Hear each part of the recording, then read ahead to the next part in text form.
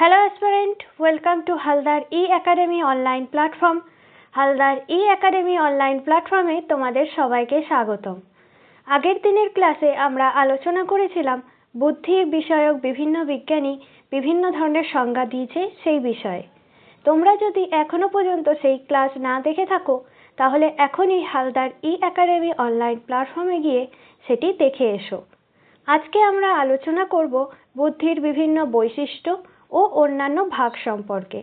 তো চলো আর দেরি না করে ঝটপট শুরু করা যাক। তাহলে প্রথম পয়েন্ট, আমাদের বুদ্ধির বৈশিষ্ট্যের প্রথম পয়েন্ট কি? বুদ্ধি হলো একটি মানসিক ক্ষমতা, ঠিক আছে। নেক্সট পয়েন্ট হচ্ছে আমাদের বুদ্ধি সহজাত না অর্জিত সেই সম্পর্কে জানবো। তাহলে বুদ্ধির সহজাত না অর্জিত এই প্রশ্নের উত্তর বলা যায় যে সম্পূর্ণভাবে না হলেও বুদ্ধির উপর বংশধারার প্রভাব অধিক। প্রমাণ পাওয়া গেছে যে অন্যান্য শারীরিক বৈশিষ্ট্যের মতো বুদ্ধিরও সহজাত অর্থাৎ বংশধারার সূত্রে প্রাপ্ত, তবে একে কার্যকর করতে অনুশীলনের প্রয়োজন। সেই অর্থে বুদ্ধি অর্জিতও বটে। তাহলে কি হচ্ছে যে বুদ্ধির বংশধারায়ও পাওয়া যায়।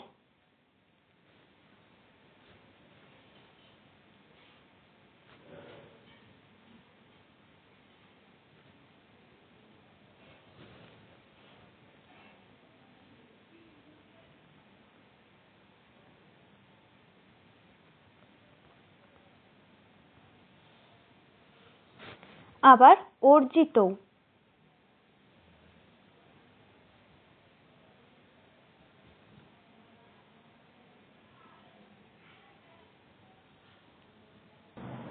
দেখো, আগের দিনই আমরা জেনেছিলাম যে আমরা পাবলো পিকাসো সম্পর্কে জেনেছিলাম। তিনি কে ছিলেন? তিনি একজন বিখ্যাত পেন্টার ছিলেন। এটা তার সহজাতভাবে তৈরি হয়েছে। আবার অন্যদিকে দেখো, লক্ষ্য করো যে ছাত্র প্রথমে ভালো পড়াশুনো করতে জানতো না, ভালো রেজাল্ট করতো না, সে হঠাৎ করে মাধ্যমিকে খুব ভালো রেজাল্ট করলো। তাহলে এখানে কি হচ্ছে যে সে অর্জিত করেছে, তার যা ক্ষমতা ছিল তার থেকে আরো বেশি ক্ষমতা অর্জন করেছে। এখানে সেই পয়েন্টটাতে সেটাই বলছে যে বংশধারায় প্রাপ্তও হয়, আবার অর্জনও করা যায়, ঠিক আছে। নেক্সট পয়েন্টে চলে যাই আমরা। নেক্সট পয়েন্ট হচ্ছে বুদ্ধির বিকাশ। দেখো, এই বুদ্ধির বিকাশ অপশনটাতে কি বলছে যে সাধারণ বুদ্ধি সম্পন্ন ব্যক্তিদের মধ্যে দেখা গেছে যে প্রথম 5 বছর বুদ্ধির বিকাশ খুব দ্রুত ঘটে। মানে বলতে চাইছে যে 1 থেকে 5 বছরের শিশুদের বুদ্ধির বিকাশ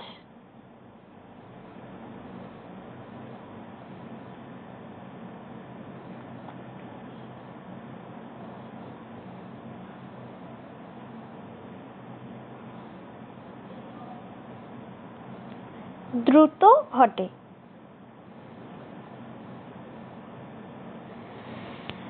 দেখবে এই সময় যে কোনো ধরনের শিশু খুব তাড়াতাড়ি কথা বুঝতে পারে এবং কথা শিখে ফেলে। যে কোনো ধরনের কাজ একবার দেখলেই ভালো করে সে করতেও পারে, তাই তো। এখন আবার বলছে যে 5 বছর থেকে 10 বছর বুদ্ধির বিকাশ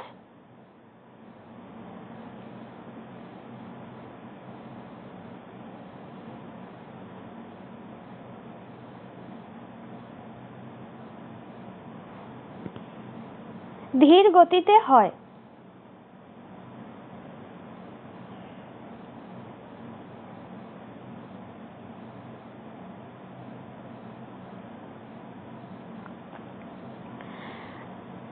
আর বলছে যে 11 থেকে 15 বছরে একটু দ্রুত গতিতে হয় বুদ্ধির বিকাশ।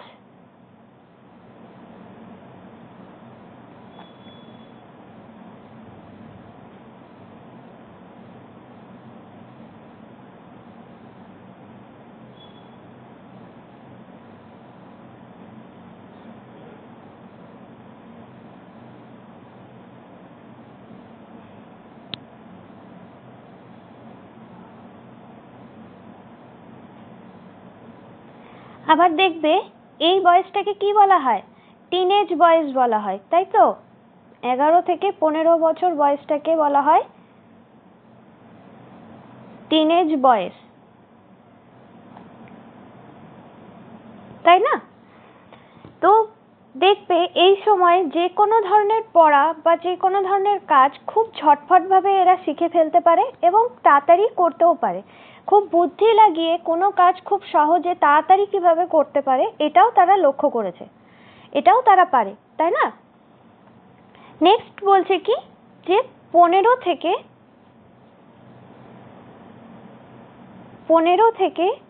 20 বছর বয়সের বুদ্ধির বিকাশ প্রায় হয় না এর মতো।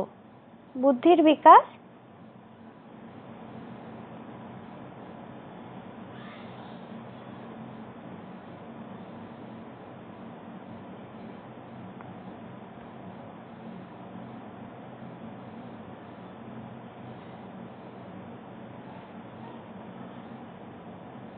হয় না বললেই হয়।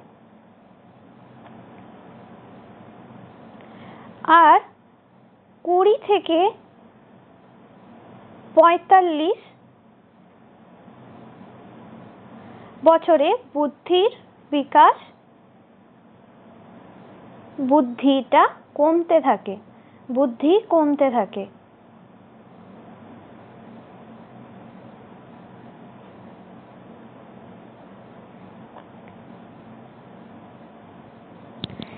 এই যে পয়েন্টগুলো লিখলাম, এই পয়েন্টগুলো তোমরা নোট করে নেবে, কারণ এইখান থেকে এরকম ধরনের কোশ্চেন আসে যে ধরো কিভাবে কোন বয়সে কি ধরনের বুদ্ধির বিকাশ ঘটে। যেমন ধরো আমাদের এখানে প্রশ্ন আসতে পারে যে 5 থেকে 10 বছর বয়সে বুদ্ধির বিকাশ কিরকম ঘটে, দ্রুত ঘটে, ধীর গতিতে ঘটে, না ঘটে না, বুদ্ধির বিকাশ ঘটে না বা কমতে থাকে, তখন আমাদের বলতে হবে ধীর গতিতে ঘটে, তাই তো?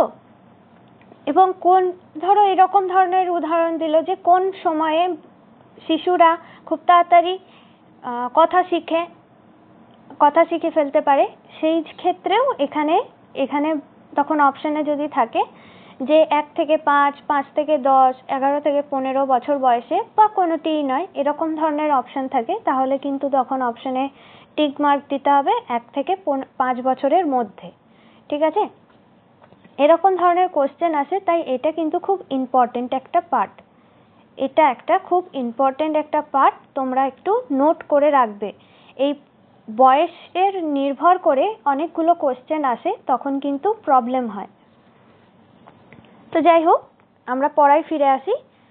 তো হচ্ছে তাহলে দেখা যাচ্ছে কি, এই থেকে বোঝা যাচ্ছে যে 1 থেকে 5 বছর এবং 11 থেকে 15 বছর বয়সে সব থেকে বেশি বুদ্ধির বৃদ্ধি পায়, আর 5 থেকে 10 বছর ও 15 থেকে 20 বছর পর্যন্ত বুদ্ধির বিকাশ কমতে থাকে।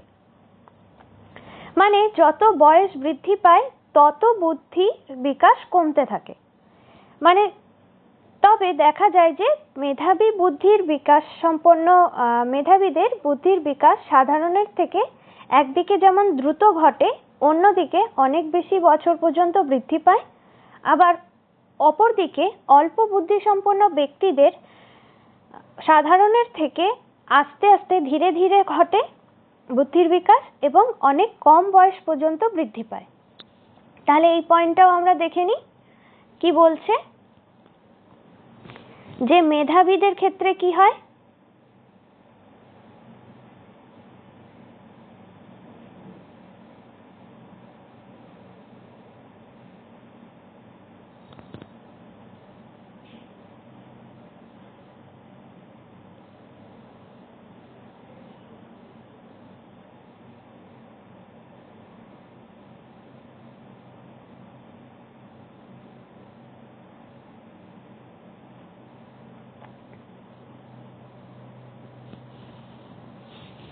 মেধাবীদের বুদ্ধির বিকাশ দ্রুত ঘটে।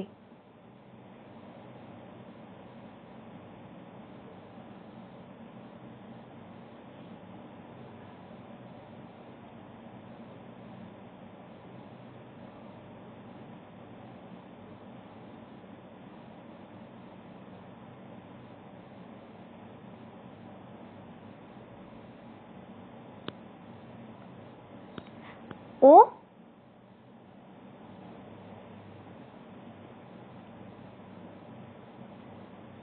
অনেক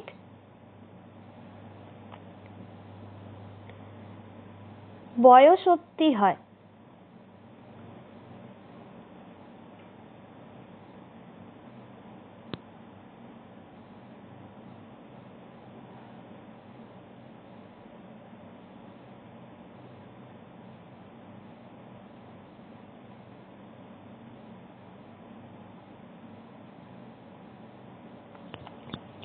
আর অপরদিকে কম বুদ্ধি সম্পন্নদের কি হয়?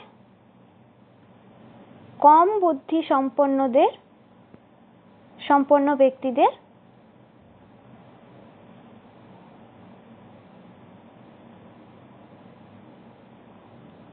বুদ্ধির বিকাশ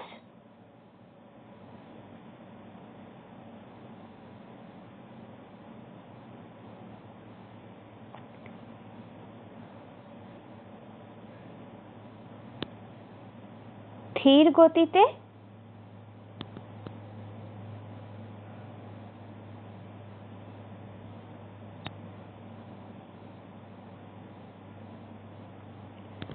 ও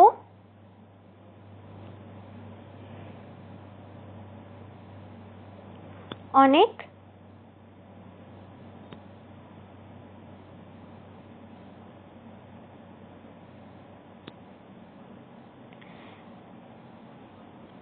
কম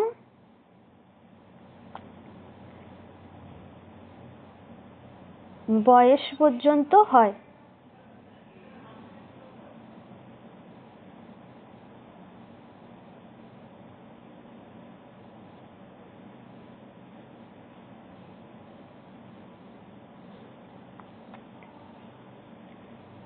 বেশি। ঠিক আছে, এটাও একটু পয়েন্ট করে নেবে। নেক্সট আমরা দেখে নেব যে বুদ্ধির বন্টন সম্পর্কে দেখে নেব। আর এই বুদ্ধির বন্টন সম্পর্কে তালিকা দিয়েছেন মনোবিজ্ঞানী টার্নম্যান। তিনি কি বলেছেন যে প্রত্যেকটা মানুষের আলাদা আলাদা ধরনের বুদ্ধির একটা ভাগ থাকে, সেগুলি আমরা এই তালিকাটাতে দেখে নেব। এই তালিকাটা কিন্তু খুবই ইম্পর্টেন্ট, বলছি। হ্যাঁ, কিরকম ভাবে ইম্পর্টেন্ট, বিভিন্ন ধরনের কোশ্চেন আছে, সেটা আমরা একটু বুঝে নিই, দিয়ে তারপর বলছি। প্রথম হচ্ছে যে 140-এর উপর বুদ্ধাঙ্ক যদি থাকে তাহলে তাকে বলা যেতে পারে অত্যন্ত মেধাবী, যার শতকরা ভাগ হচ্ছে মানে মোট জনসংখ্যার মধ্যে মোট শতকরা দেখা যায় 1.5%। তারপর হচ্ছে 120 থেকে 139, তাদেরকে বলা হয় উচ্চ মেধা সম্পন্ন। এরা শতকরা 11% উপস্থিত আছে জনসংখ্যার মধ্যে। তারপরে হচ্ছে যে 110 থেকে 119, এদেরকে বলা হবে মেধাবী সম্পন্ন। এরা হচ্ছে 18% উপস্থিত আছে। 90 থেকে 100 হচ্ছে সাধারণ গড় বুদ্ধি সম্পন্ন, এটা হচ্ছে 48%। 80 থেকে 89 হচ্ছে অল্প বুদ্ধি সম্পন্ন, 14% উপস্থিত আছে। 70 থেকে 79 হচ্ছে অল্প বুদ্ধি সম্পন্ন, 5% রয়েছে। আর 70-এর কম হচ্ছে মানসিক প্রতিবন্ধী, 2.5% রয়েছে। মানে বলতে চাইছে যে এখানে বিভিন্ন ব্যক্তির বিভিন্ন ধরনের বুদ্ধাঙ্ক হয়। বুদ্ধাঙ্ক মানে হচ্ছে একটি ব্যক্তির নির্দিষ্ট বয়সে যে বুদ্ধিটি উপস্থিত আছে সেটি। তো এখান থেকে এরকম ভাবে কোশ্চেন আসে যে অত্যন্ত মেধাবী সম্পন্ন ব্যক্তিদের বুদ্ধাঙ্ক কত, সেখানে অপশন দেওয়া থাকবে যে 120, 110, 140 না 70। তখন আমরা লিখব যে 140-এর উপর হচ্ছে গিয়ে বুদ্ধাঙ্ক হচ্ছে অত্যন্ত মেধাবী, সেটা লিখব। বা এই ধরনের কোশ্চেন খুব কমই আসে, যদিও শতকরা কত ভাগ আছে তাও আমরা দেখে রাখবো। যে ধরো সাপোজ বলে দিল যে 48% মানুষের বুদ্ধি কিরকম, বুদ্ধাঙ্ক কিরকম, তখন আমাদের বলতে হবে সাধারণ গড় বুদ্ধি সম্পন্ন বা 90 থেকে 100 বুদ্ধাঙ্ক বিশিষ্ট মানুষরা হচ্ছে 48%-এর মধ্যে রয়েছে। তো এইরকমভাবে প্রচুর কোশ্চেন আসে, প্রচুর ধরনের কোশ্চেন এখান থেকে, বিভিন্ন ধরনের ডাইরেক্ট ইনডাইরেক্ট প্রচুর ধরনের কোশ্চেন আসে। তাই এটা খুবই ইম্পর্টেন্ট, তোমরা এটাকে প্রায় মুখস্থই করে ফেলবে, না হলে খুবই মুশকিল হবে। এখান থেকে কোশ্চেন আসে, প্রত্যেক বছরই একটা না একটা কোশ্চেন আসেই। নেক্সট আমরা চলে যাব হচ্ছে গিয়ে বুদ্ধির শ্রেণী বিভাগ।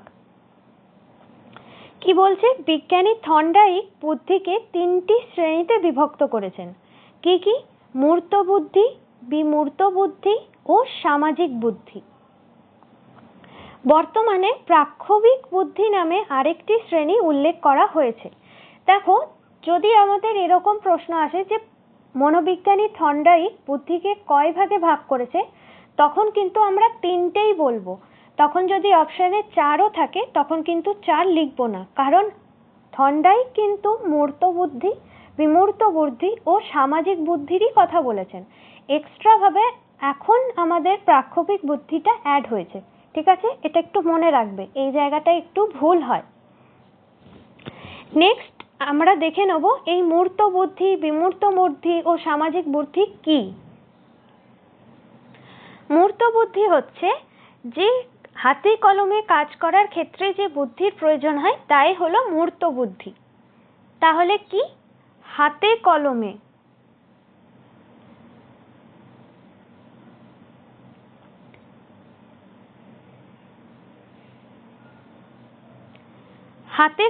যে কাজ করা হয়, হাতে কলমে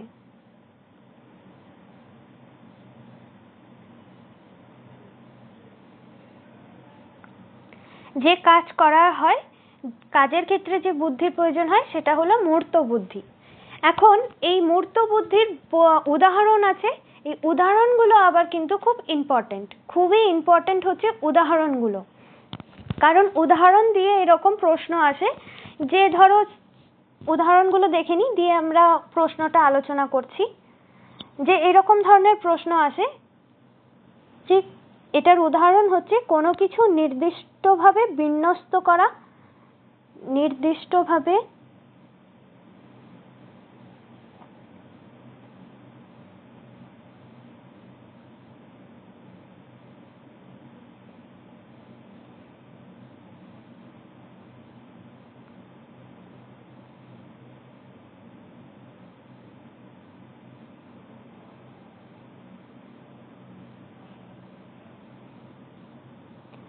যন্ত্রের বিভিন্ন অংশগুলি জোড়া লাগানো,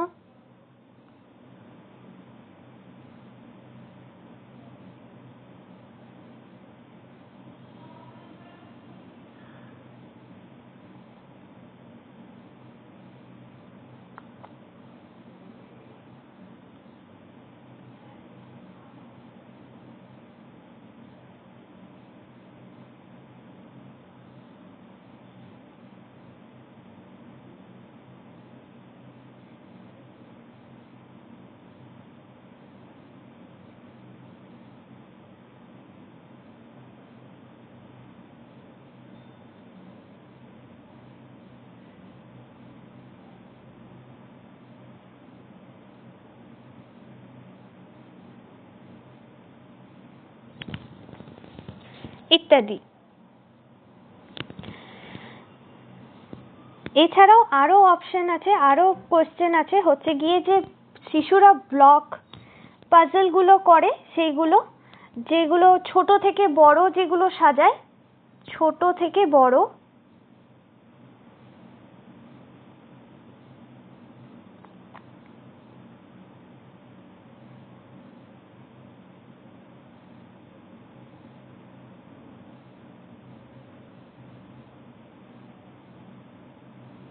জিনিস পরপর পরপর করে সাজায়, সেইগুলো। এই উদাহরণগুলো থেকে এরকম কোশ্চেন আসে যে বলে যে বাচ্চারা যে শিশুরা যে ছোট থেকে বড় জিনিস সাজায়, এটা কি ধরনের বুদ্ধি? বিমূর্ত বুদ্ধি, মূর্ত বুদ্ধি, না সামাজিক বুদ্ধি, না প্রাক্ষবিক বুদ্ধি? তখন আমাদের বলতে হবে মূর্ত বুদ্ধি। তাই এই উদাহরণগুলো খুব ইম্পর্টেন্ট। আমাদের কোশ্চেন আসে উদাহরণ বেস করে, যে একটা উদাহরণ দিয়ে বললো যে এটা কি ধরনের বুদ্ধি। তারপরে হচ্ছে গিয়ে বিমূর্ত বুদ্ধি। এই বিমূর্ত বুদ্ধি কি? বিমূর্ত বুদ্ধি হচ্ছে ভাষার ব্যবহার, সংখ্যার ব্যবহার। কি কি দেখে নি? ভাষার ব্যবহার,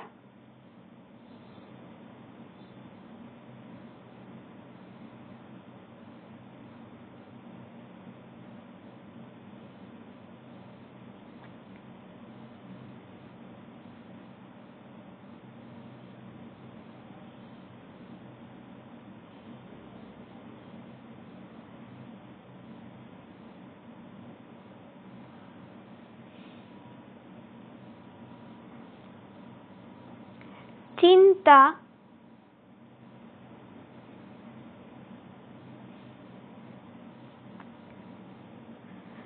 কল্পনা,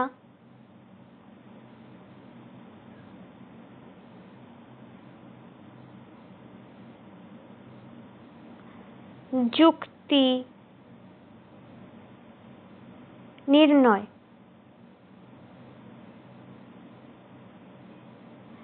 ইত্যাদির জন্য যে বুদ্ধির প্রয়োজন হয় তাকে বলা হয় বিমূর্ত বুদ্ধি। যেমন এর উদাহরণ হচ্ছে গাণিতিক,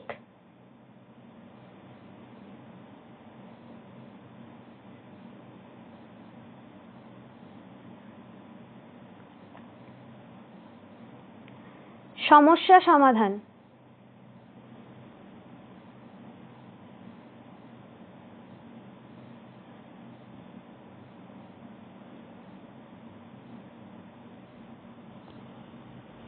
ঠিক আছে। নেক্সট হচ্ছে আমাদের সামাজিক বুদ্ধি। এই সামাজিক বুদ্ধি শব্দটা থেকেই বুঝতে পারছি কি, দৈনন্দিন জীবনে সামাজিক পরিবেশে সার্থক প্রতিক্রিয়া করতে যে বুদ্ধির প্রয়োজন হয় তাকেই বলে সামাজিক বুদ্ধি। যেমন সকলের সঙ্গে মিলেমিশে কাজ করা, আত্মসংবরণ করা, লোভী না হওয়া। সামাজিক বুদ্ধির এই যে পরিমাপ করে যে একটা সঠিক নাগরিক হয়ে ওঠা, ঠিক ভুল কোনটা সেটার জ্ঞান তৈরি হওয়া, এটাকেই বলছে সামাজিক বুদ্ধি। বোঝা গেল? এখন প্রাক্ষোভিক বুদ্ধিটা কি? প্রাক্ষোভিক বুদ্ধি সম্পর্কে হচ্ছে জে.ডি. মায়র ও পিটার স্যালোভে তাদের মত প্রকাশ করেছে। তাদের মতে চারটি ক্ষেত্রে আবেগযুক্তভাবে কারণ দর্শানোর ক্ষমতাকেই প্রাক্ষোভিক বুদ্ধি বলে। তাহলে প্রাক্ষোভিক বুদ্ধিটি কি? হচ্ছে কি বলছে? আবেগ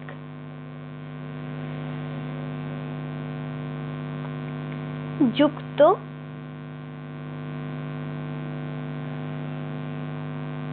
ভাবে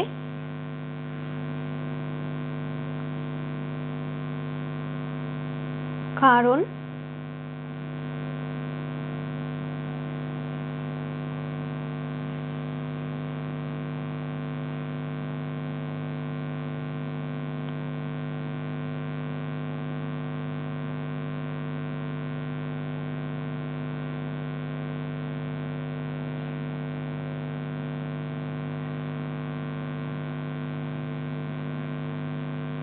প্রাক্ষোভিক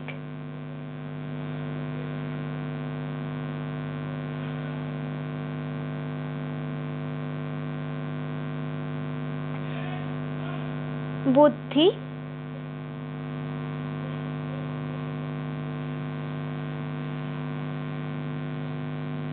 বলে। আরো কি বলেছে? আরো বলেছে যে অন্যদের মুখমণ্ডল, দেহের ভাষা, গলার স্বর ইত্যাদি প্রক্ষোভ করে বিভিন্ন ধরনের প্রক্ষোভ নির্দেশ করা। যেমন ধরো, আমরা কারোর সঙ্গে কথা বলার সময় সামনের ব্যক্তির মুখমণ্ডলে কিরকম ধরনের এক্সপ্রেশন আছে, সেটা বিরক্তির এক্সপ্রেশন না ভালো এক্সপ্রেশন, না আমাদের সঙ্গে কথা বলতে চাইছে সেরকম ধরনের এক্সপ্রেশন আছে, বা দেহ ভাষা মানে হচ্ছে বডি ল্যাঙ্গুয়েজ, যে অনেক সময় আমরা বডি ল্যাঙ্গুয়েজ থেকেও বুঝতে পারি যে সামনের ব্যক্তিটি আমাদের সঙ্গে কথা বলতে ইচ্ছুক কিনা সেটা, এবং গলার স্বর যে কোনো ধরনের গলার স্বর শুনে বোঝা যায় যে সে আমার সঙ্গে কথা বলতে ইচ্ছুক না কথা বলতে ইচ্ছুক নয়। তো এই যে জিনিসগুলো আমরা নিজেদের মধ্যে বুদ্ধিটাকে কাজে লাগিয়ে বুঝছি, সেটা বলছে এই পয়েন্টে। নেক্সট পয়েন্ট হচ্ছে নিজের আনুভূমিক ও প্রক্ষোভ সম্পর্কে সচেতন। এবার দেখো, সামনের জনের কথা বলছি, আমার সম্পর্কেও তো আমাকে বুঝতে হবে যে আমার মুখের এক্সপ্রেশন যেন ভালো থাকে, যে বডি ল্যাঙ্গুয়েজ যেন ভালো থাকে এবং গলার স্বর যেন ভালো থাকে, তাই তো? নিজেকে এক্সপ্রেস করার জন্য এখানে সেটাই বলছে যে আনুভূমিক এবং প্রক্ষোভ সম্পর্কে সচেতন থাকতে হবে, নিজের সম্পর্কেও সচেতন থাকতে হবে। নেক্সট বলছে তার চিন্তা ভাবনায় প্রক্ষোভকে যুক্ত করা, যেমন সমস্যা বিশ্লেষণ, সমাধান এবং সিদ্ধান্ত গ্রহণে অনুভূমিক এবং প্রক্ষোভিক ব্যবহার। মানে বলছে যে সচেতন থাকতে হবে, মানে যুক্ত করতে হবে, ওই আগের পয়েন্টটাই একই জিনিস বলছে।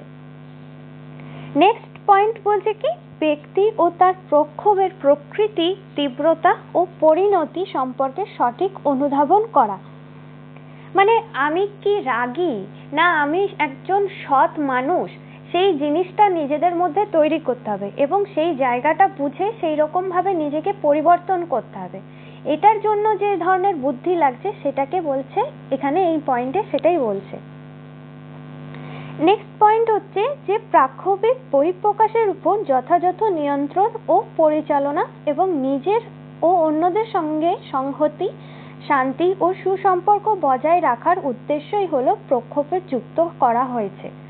মানে বলতে চাইছে যে ধরো যদি সাপোজ আমি ভাবলাম যে আমি একজন খুবই রাগী মানুষ, তাহলে আমাকে কথা বলার সময় মাথায় রাখতে হবে যেন যে মানুষটার সঙ্গে আমি কথা বলছি তার কোনোভাবে বিরক্ত বোধ না হয় বা তাকে আমি এইরকম এক্সপ্রেশন না দিই যে আমি একজন রাগী মানুষ। এই যে কন্ট্রোল এবং কন্ট্রোল করে একটা শান্তিপূর্ণ জায়গা তৈরি করা, নিজেকে সৎ মানুষের মতো, সভ্য মানুষের মতো আচরণ করা, একটা ভালো নাগরিক হিসেবে আচরণ করা, এটাকেই এই পয়েন্টে বলছে। তো এই পয়েন্টগুলো যুক্ত করেছে, বুঝলে তো? যে এইগুলো হচ্ছে প্রাক্ষোভিক বুদ্ধি নির্ভর করে কি পরিমাণে, সেই ক্ষমতাগুলো হচ্ছে এইগুলো, মানে যে এই সব ক্ষমতার অধিকারী হবে সে মানে প্রকৃত প্রাক্ষোভিক বুদ্ধি সম্পন্ন একটা মানুষ। এখন এখানে একটা কথা উল্লেখ করে রাখি যে সামাজিক বুদ্ধি ও প্রাক্ষোভিক বুদ্ধি পরিমাপের জন্য আলাদা আলাদা স্কেল রয়েছে এবং সেগুলির দ্বারা সামাজিক বুদ্ধাঙ্ক ও প্রাক্ষোভিক বুদ্ধাঙ্ক যথাক্রমে নির্ণয় করা যায়। ঠিক আছে, বোঝা গেল? নেক্সট আমরা চলে যাই বুদ্ধির যৌনতা পার্থক্য।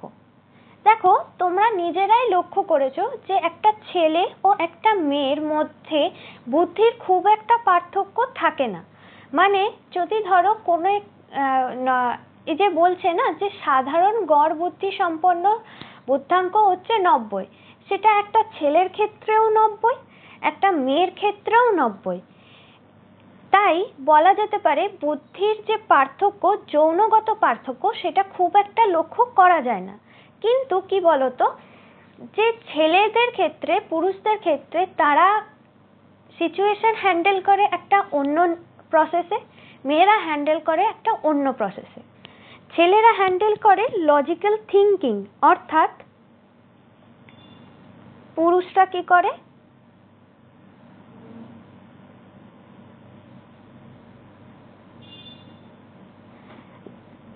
হচ্ছে সংখ্যাবাচক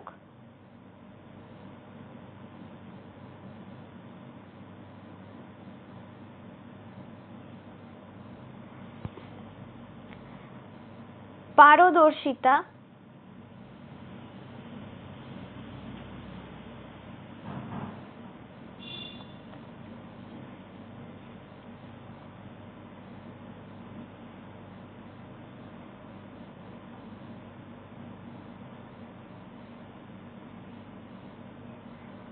স্থানিক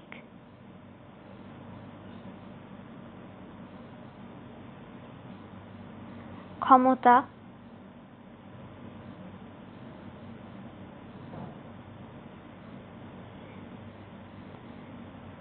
কারণ নির্ণয়।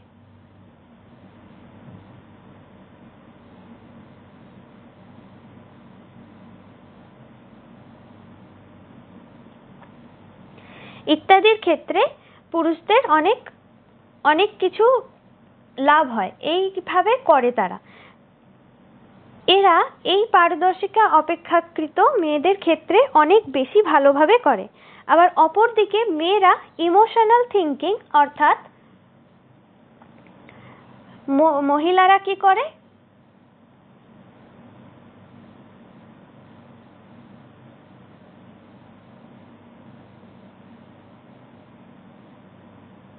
মহিলারা স্মৃতি,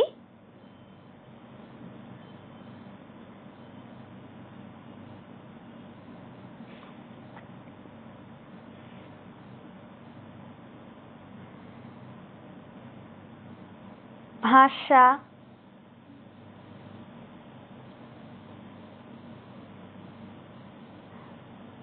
উৎকর্ষ,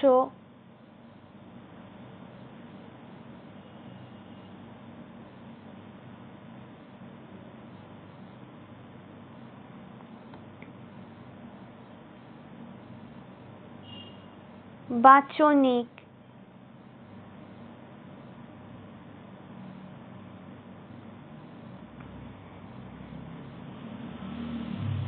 ক্ষমতা, কল্পনা শক্তি,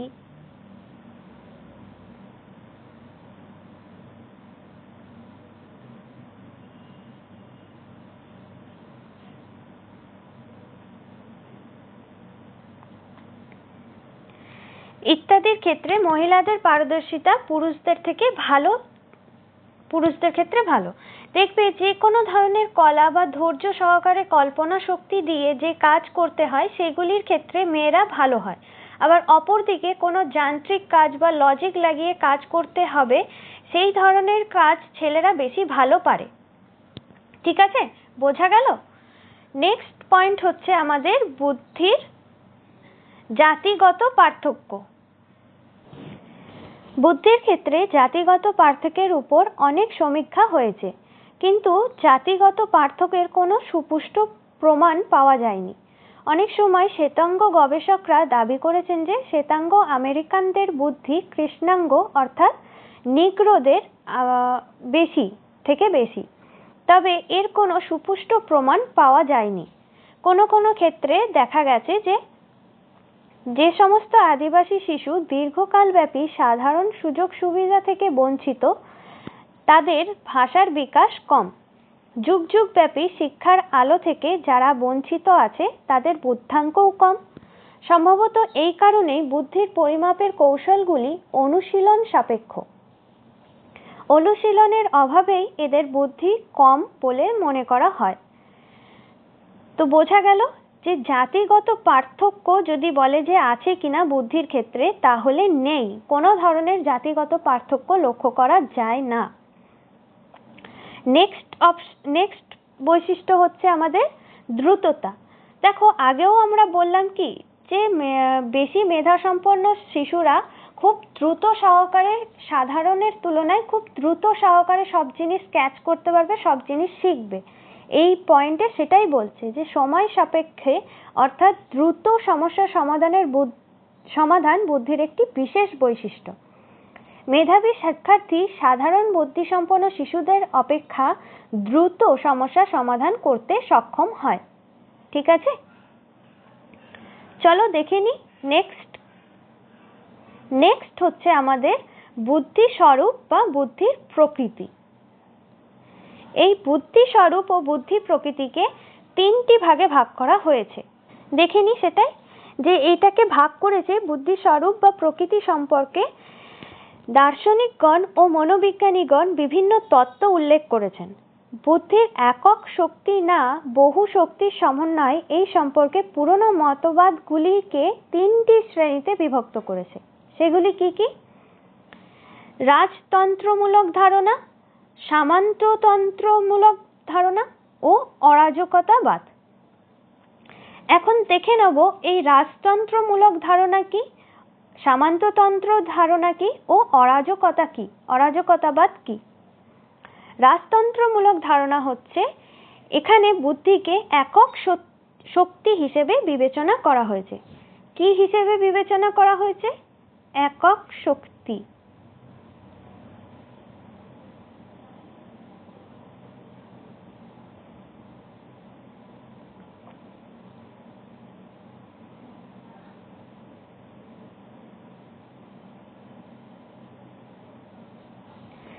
ঠিক আছে, ছোট বড় সব কাজের ক্ষেত্রে বুদ্ধির প্রয়োজন হয়। একজন রাজা যেমন সমস্ত প্রজাকে নিয়ন্ত্রণ করে, বুদ্ধি তেমনি সব ধরনের কাজকে নিয়ন্ত্রণ করে। মানে বলতে চাইছে বুদ্ধিকে সর্বে সর্বা করে এখানে বিবেচনা করা হয়েছে রাজতন্ত্রমূলক ধারণাতে।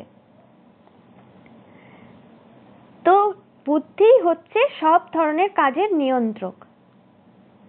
বুদ্ধি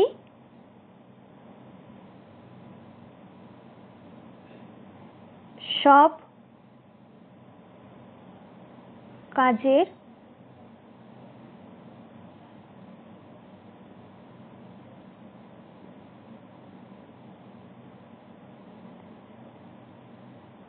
নিয়ন্ত্রক।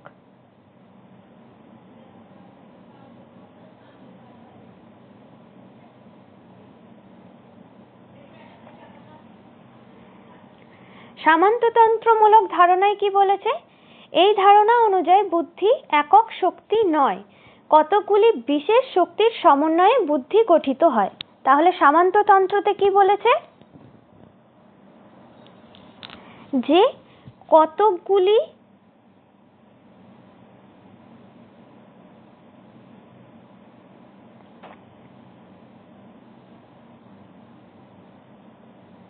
বিশেষ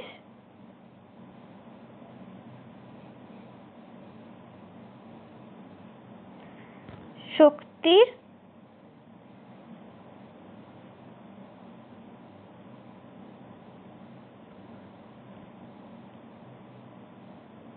সমন্বয়ে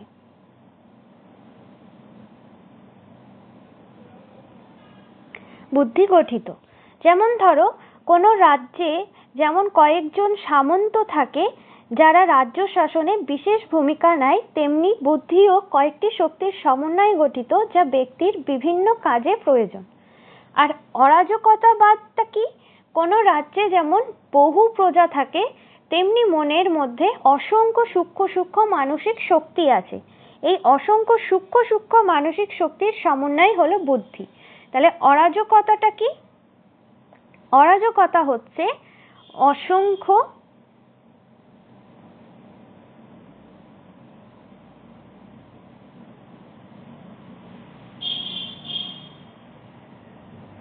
সূক্ষ্ম সূক্ষ্ম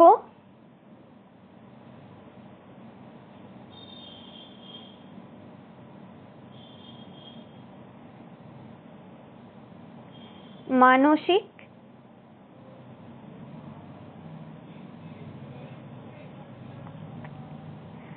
শক্তির সমন্বয়।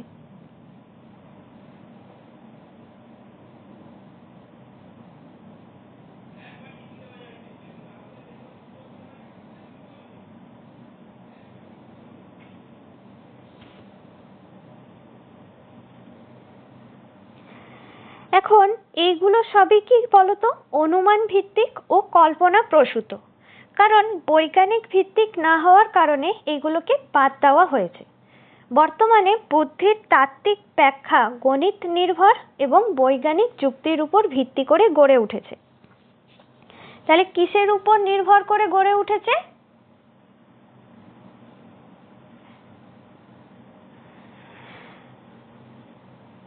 গণিত ভিত্তিক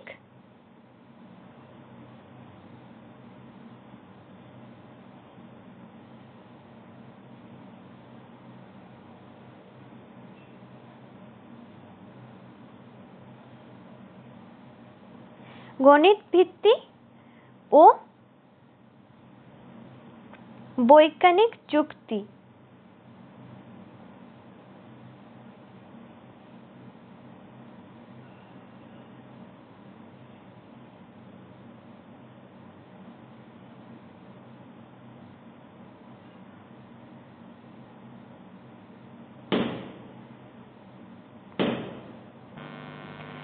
তাই সেই অনুযায়ী দুই ভাগে ভাগ করা হয়েছে।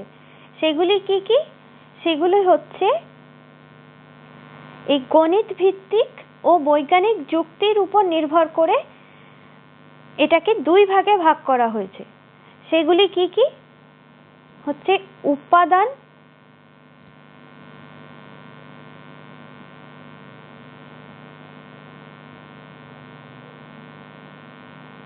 মূলক তত্ত্ব আর দুই হচ্ছে জ্ঞানমূলক তত্ত্ব।